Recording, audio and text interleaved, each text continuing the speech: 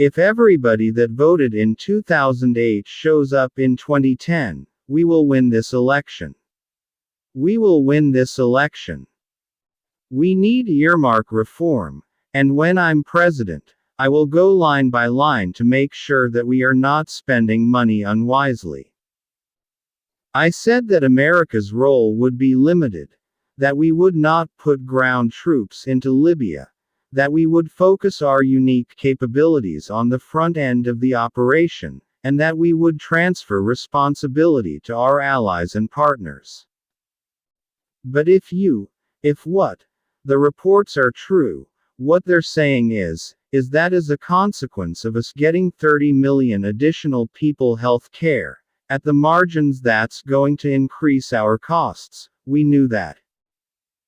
In too many communities, too many young men of color are left behind and seen only as objects of fear. Through initiatives like My Brother's Keeper, I'm personally committed to changing both perception and reality. As we speak, Iran has rolled back its nuclear program, shipped out its uranium stockpile, and the world has avoided another war. It was not a religion that attacked us that September day.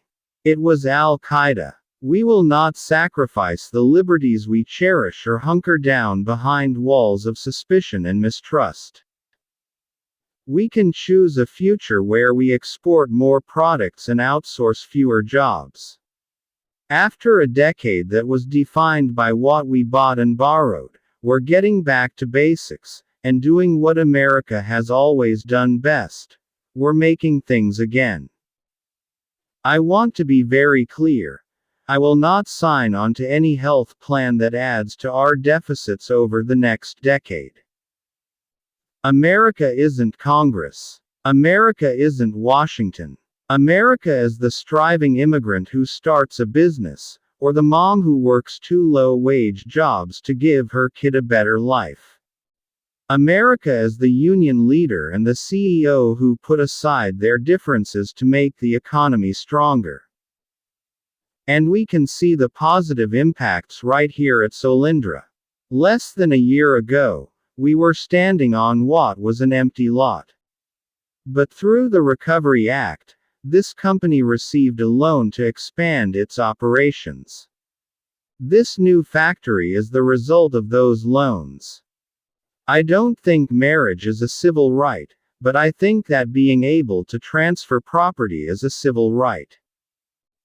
Unlike my opponent, I will not let oil companies write this country's energy plan, or endanger our coastlines, or collect another $4 billion in corporate welfare from our taxpayers. All of us take offense to anyone who reaps the rewards of living in America without taking on the responsibilities of living in America. And undocumented immigrants who desperately want to embrace those responsibilities see little option but to remain in the shadows, or risk their families being torn apart. I think what you're seeing is a profound recognition on the part of the American people that gays and lesbians and transgender persons are our brothers, our sisters, our children, our cousins, our friends, our coworkers, and that they've got to be treated like every other American. And I think that principle will win out. It's one of the few regrets of my presidency, that the rancor and suspicion between the parties has gotten worse instead of better. There's no doubt a president with the gifts of Lincoln or Roosevelt might have better bridged the divide, and I guarantee I'll keep trying to be better so long as I hold this office. Al-Qaeda is still a threat. We cannot pretend somehow that because Barack Hussein Obama got elected as president, suddenly everything is going to be okay.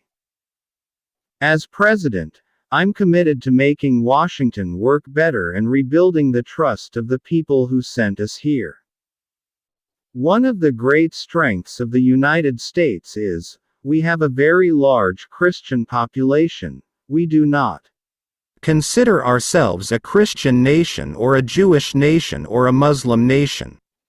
We consider ourselves a nation of citizens who are bound by ideals and a set of values. America's promises do not come with a price tag. We meet our commitments. We bear our burdens. That's one of the reasons why almost every country on Earth sees America as stronger and more respected today than they did 8 years ago when I took office.